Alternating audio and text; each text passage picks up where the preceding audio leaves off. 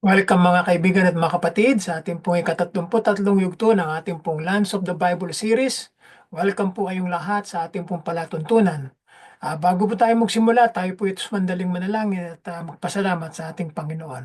Ama naming Diyos, muli narito kami at kami nagkapasalamat at nagpupuri sa iyong banal na pangalan na kami yung gabayan sa aming pagsama-sama sa oras na ito, Panginoon. Pagpalain mo po ang sandaling ito na sa aming buhay, sa aming pakikinig, ikaw po ang sumaamin at pagpalain mo ang bawat isa sa amin na narito, Panginoon, sa palatuntunan ito at gabayan mo ang iyong lingkod na gagamitin sa pangalan po ng iyong anak na si Jesus, to aming sama-samang dalangin. Amen.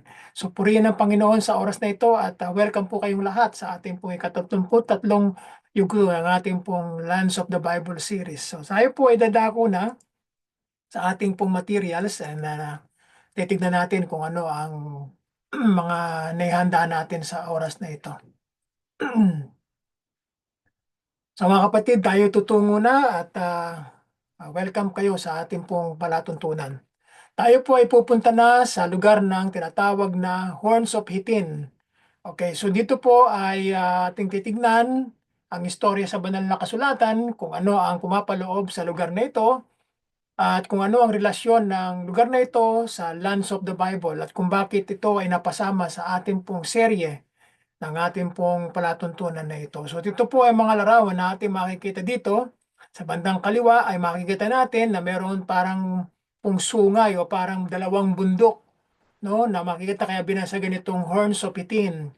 Sa bandang kanan, makikita natin na meron dalawang bundok na magkatabi at ito ay kanilang pinangalanan na ang sungay ng Hitin.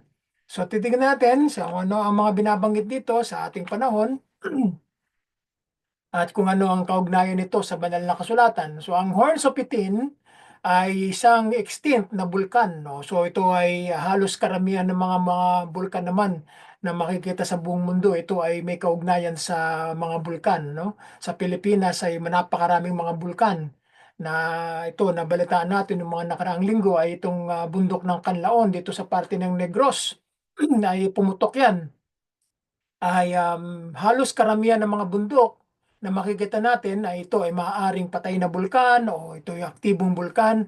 So dito sa Israel ay maraming mga bundok. Halos lahat ng mga sinasakop ng Land of Canaan nung panahon na bago pumasok sila Joshua dito ay kinukumpos siya ng napakaraming mga bundok, no? So ito ay isang extinct na bulkan na may kambal na taluktok na tinatanaw ang kapatagan ng Hatin sa lower ng Galilee. So tayo po ay nasa northern part pa ng Israel. Ito ay ang pinakatanyag bilang lugar ng labanan ng Hatin noong 1187. No, yan ang pagkabanggit sa kasaysayan ng mga Crusaders, no?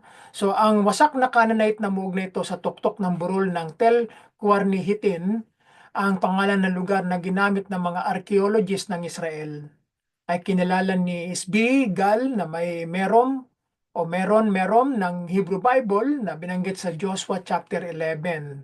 So ito yung ating pinaka um, verses o itong chapter, no, Joshua, pinaka-background natin para sa Horns of Hitin, no, na binanggit doon sa aklat ni Joshua chapter 11 yung tubig ng Merom. So ito ay tumutukoy sa dito sa lugar ng Hitim.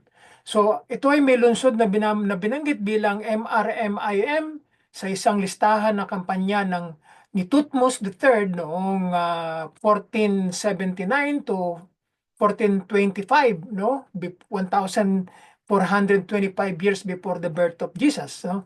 So at muli sa panahon ni Ramses II, isang mga peryo ito ng Egypt, ay noong 1279 hanggang 1213 BCE. So at ganoon din sa panahon na Tiglath-Pileser ng Assyrians the third noong 733 to 732 BCE ay batay sa heograpiya at arkeolohiya na pagsusuri ng mga teksto at lohikal na pagpapalagay. So ito yung mga maging nung unang panahon pa ito ay talaga nag-exist na. Ito ay pinanirahan ng mga Kananita bago pa dumating sila Joshua at ang kalabindalawang tribo ng Israel. So yan mga kapatid, no, ang ilan sa mga makikita natin dito at dito binanggit, ito yung events na nangyari noong battle at the Horns of Itin noong 4th of July no 1187 noong panahon ng mga Crusaders, no? At ng mga Muslim. So nakikita natin dito nung panahong iyon ay ang panahon ng mga Crusaders. Ito ay tinatawag na Kingdom of Jerusalem. Itong mga parting ito, no? Ito na binabanggit sa bandang kaliwa. So maraming mga binanggit pa na mga lugar, no, na bagamat hindi binabanggit ang mga lugar na binanggit sa Lumang Tipan, ngunit naroon pa rin ang mga ilan na mga major city na binanggit sa Lumang Tipan. At sa panahon ng mga 11th century ay may mga bago ng pangalan, no? According ito sa mga dumating na mga Crusaders at saka mga Muslim na naglalaban para sa pananakop, para sa mga pagpapalaganap ng kanilang mga teritoryo, at sila nagpapangalan sa mga lugar na ito. So ang lambak na ito na pinaghihiwalay ng dalawang matutulis na burol ay ang lugar ng mga labanan sa pagitan ng mga krusada o ng mga crusades at ni Saladin noong 1880 noong 1187. So yan ang pangyayaring naganap dito noong 11th century. So ang pagkatalo ng Crusades o ng mga Christian soldiers na galing sa Europe sa labanang ito ay nagdulot ng pagbagsak at pagkawasak ng unang kaharian ng krusada. So nagpunta sila rito sa Israel para sakupin ang lupain ng pangako ng lupain ng pangako laban sa mga kaaway, no? Kaya nangyari, hindi sila nagtagumpay dito. So ang pulang kulay ay tumutukoy sa mga Christian army at yun namang green colors naman ay sa mga Muslim country. So nagkakaroon sila ng ng paglalaban para sa mga teritoryo, no?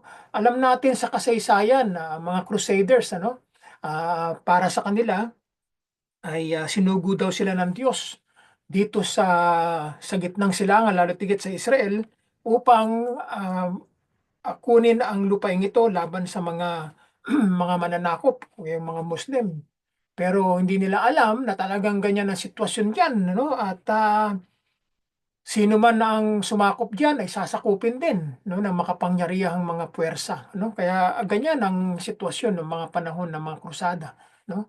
Ang Horns of Pitin ay kung tawagin ay Quron Hatin ay pinaniniwalaan na ang mga lugar na labanan sa Haiti, no, tagumpay ni Saladin, no, laban sa mga krusada noong 1187.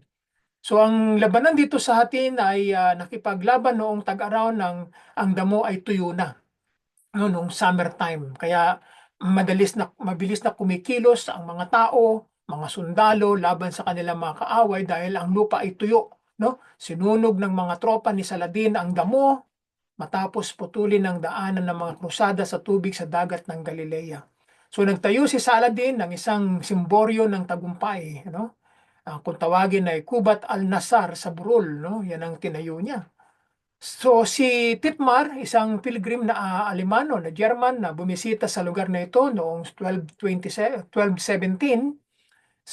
century pagkatapos ng labanan, ay sumulat na ang templo na itinayo ni Saladin sa kanyang mga Diyos pagkatapos ng tagumpay ay tiwangwang na ngayon. Okay? So, yan naman talaga ang ang nangyayari kapag hindi tayo nagtayo ng para sa Diyos, no? Para sa Diyos lamang ng bansang Israel. Ang tunay na Diyos na lumikha ng langit at ang lupa ay hindi yan magtatagal, hindi mananatili yan. Pero kung yan ay ibinigay natin sa Diyos, ay mananatili yan hanggang ngayon sapagkat ang Diyos ang siyang naggumagabay diyan para sa kanya yan, kailangan niya yan para sa kanyang kaluwalhatian. Kaya kapag ang mga tao ay nagtayo ng mga Diyos-Diyosan, mga templo yan, ay masisira yan. Merong gagamitan ng Diyos para sirain ang mga lugar na yan. Noong unang bahagi ng ika-17 siglo, ang mga guho na ito ay natagpuan sa tuktok na tila yun isang-isang bahan noong mga panahong yan. So, yan mga kapatid, itong larawang ito na makita natin sa bandang kaliwa, ay binibigay natin ang credit niyan sa Haberstock noong 2011. So mga kapatid, makit sila rito sa burol na ito at kinunan nila ng larawan para makita natin. So dito pa rin binanggit ano ang kahalagahan ng labanan sa atin. No, makikita ninyo sa bandang kaliwa, no, dalawang magkahiwalay na bundok, no, na magkatabi, no, kaya binasagan nilang ang ang horns of itin, o kung tawagin ay ang sungay ng itin. Ano ang kahalagahan na ito, no, nung labanan sa lugar na ito, no? Ang labanan dito sa Hatin ay isa sa mga pinaka-critical na labanan noong panahon ng Middle Ages. Noong nagsimula ang Middle Ages, noong panahon ng 4th century, 476 hanggang 14th century, 1450, no, 1,000 taon na ang na pumapaloob dito sa mga gitnang panahon na ito na tinatawag. Ang labanan ay nagresulta sa virtual na pagkawasak ng Crusader states, no? Hindi sila nagwagi at direktang humantong sa ikatlong krusada, no? Ang pag-aaral ay nagsisimula sa isang maikling pangkalahatang ideya ng pampolitika na pang-ekonomiya at relihiyon na motibasyon sa likod ng mga crusades na ito. So ilang Muslim ang nasa labanan sa atin, no? Hindi basta-basta gera yan, no? Napakaraming mga sundalo ang nakapaloob diyan, no? 30,000 men ang binanggit dito sa panahon ng kasaysayan. Ipinaglaban sa hatin ang mga hukbong krusada, kilala rin bilang mga Frankist. Mga pag sinabing Frankist, tumutukoy yan sa mga French, galing sa France yan, yung mga Frank na yan, no? Sa ilalim ng hari ng Jerusalem. Si Guy de Lusignan, laban sa mga puwersa ng commander ng Muslim, si Saladin. No? So ang hukbo ni Saladin ay mas malaki kaysa sa kanyang mga kalaban. 30,000 men, no?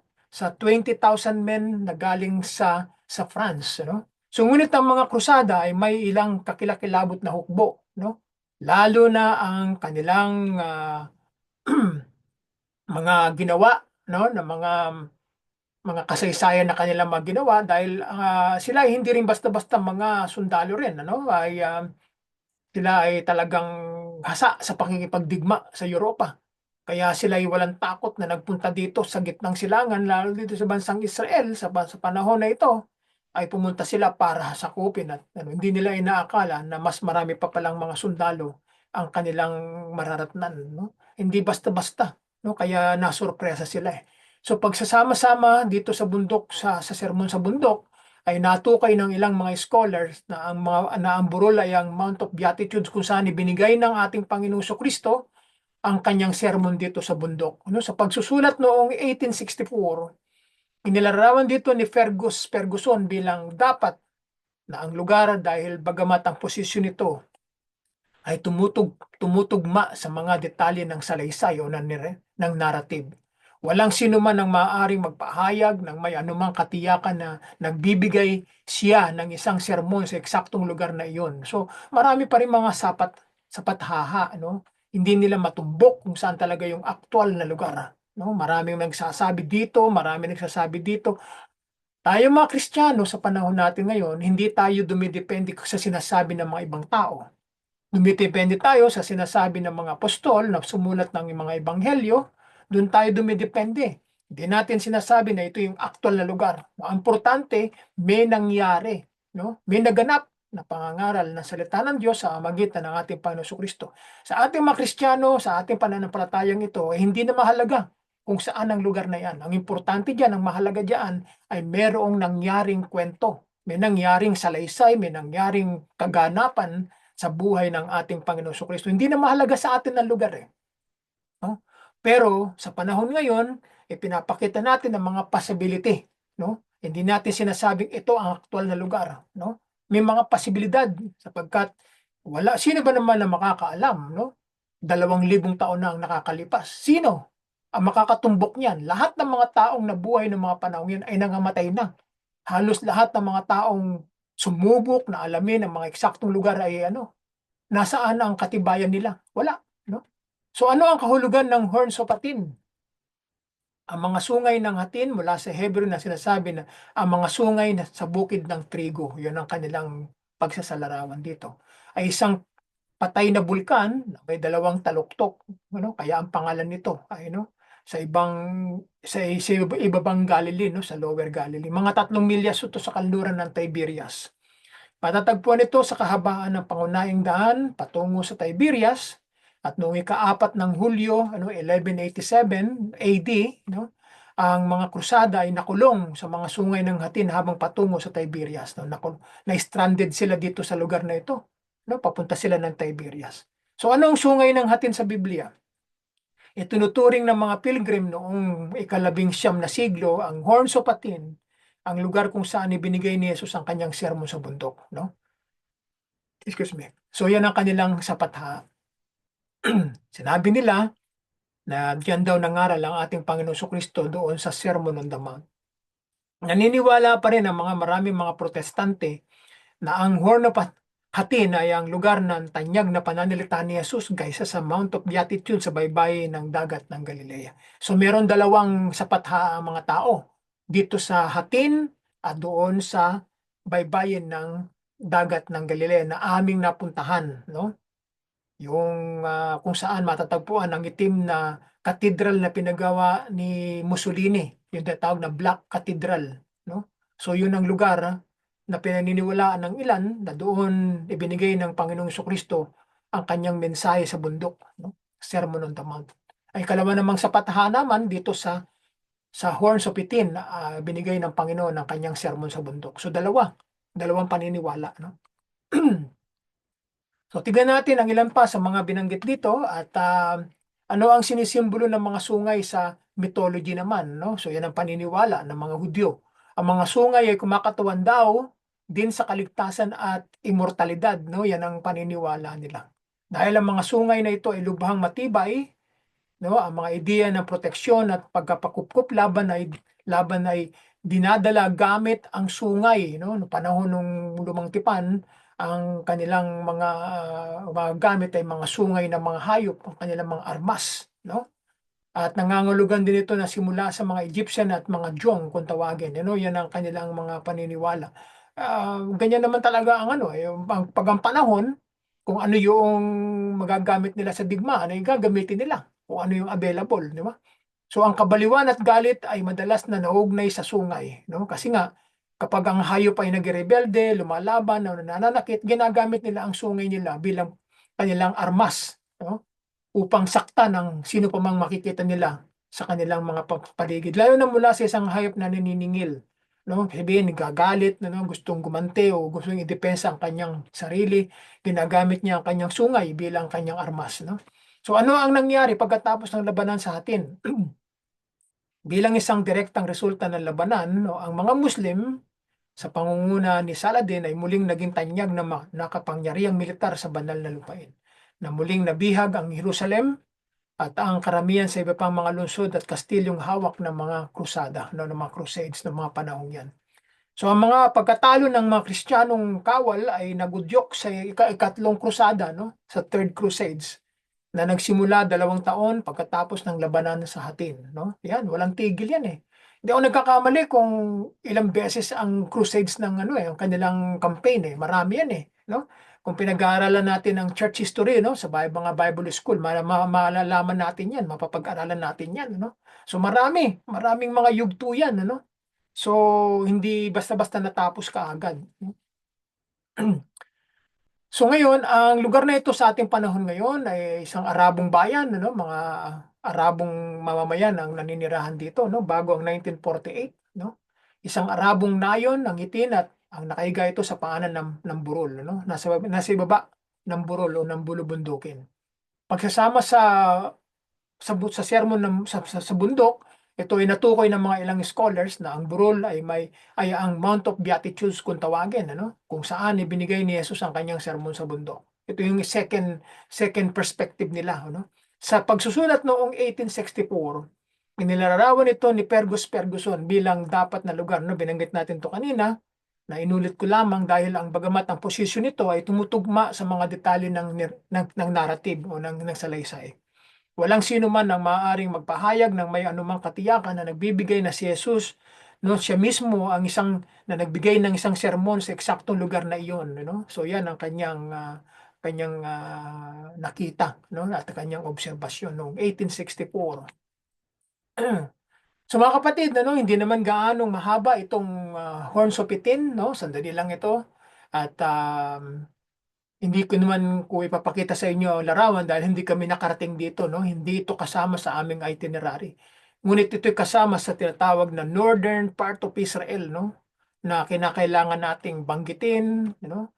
So, yun, no? Binanggit ang ating text background dito ay Joshua chapter 11, no? Yung water, yung tubig na nanggagaling dito sa Merom, kung tawagin. So, yung panahon ni Joshua, ang hitin ay tinatawag na merom, no? Kaya mga kapatid, dito na lang tayo nagtatapos, ano, at sa muling pagkikita at na sandali lang ito, hindi natin ito patatagalin, no? Kaya pupunta na naman tayo sa panibagong lugar na naman sa darating na mga araw at titignan natin, no? Bibisitahin natin ang mga lugar na yan na binanggit sa Lumang Tipan sa panahon na bago dumating sila Joshua ay titignan natin kung anong mga lugar na kanilang nakita, nasakop, ano? At yan ang ibinigay na lupa para panirahan ng mga Israelita sa panahon ni Joshua. Ngayon ay nanumbalik ang mga Hudyo noong 1948 ay hanggang ngayon ay nandiyan sila, no? At kung may mga digmaan ng mga panahong iyon ay ngayon din ay may digmaan din pa rin, walang tigil 'yan. At ang Israel ngayon ay nakikipagdigma pa rin sa mga dito sa Lebanon, no? Sa Hezbollah, no? At ganoon din ng bansang Iran ay meron ding silang pakikipaglaban sa kanila, no? So walang katapusan, ano? Pero sa ngayon, sa ating kasalukuyang panahon, ay medyo may katahimikan, ano? Wala tayong gaano naririnig ng mga labanan, ng mga missiles attack, no? Tahimik eh. Ang nangyayari ngayon ay political, no? May mga problemang kinaharap ang Prime Minister ng Israel, no? May kaso, no? Kaya tahimik eh. Hindi gaanong aktibo ang giyera ngayon. Kaya titignan natin by next year, baka ma-resume uli. No? Kasi ang mga tour company ay nag-email na uli na bumisita sa Israel. No? Ibig sabihin, ay pwede na uling puntahan. No? Kasi nga, wala nang gera, no? Wala na gaanong aktibong labanan, no? Tahimik. No?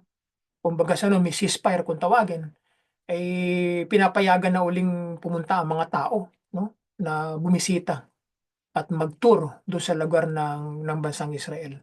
So tignan natin kung ano ang mangyayari next year, no? 2025. At nawa ay kung tayo makarating diyan ay wag naman tayong abutan ng kaguluhan, ano? Dahil kapag dumating yung panahong iyan, nako, baka tayo ma-stranded diyan. Hindi tayo makabalik sa bansang babalikan natin, ano? Kaya hindi natin alam kung ano ang kalooban ng Diyos, pero nasa sa atin pa rin yung pag-iingat. No? So mga kapatid, hanggang dito na lamang.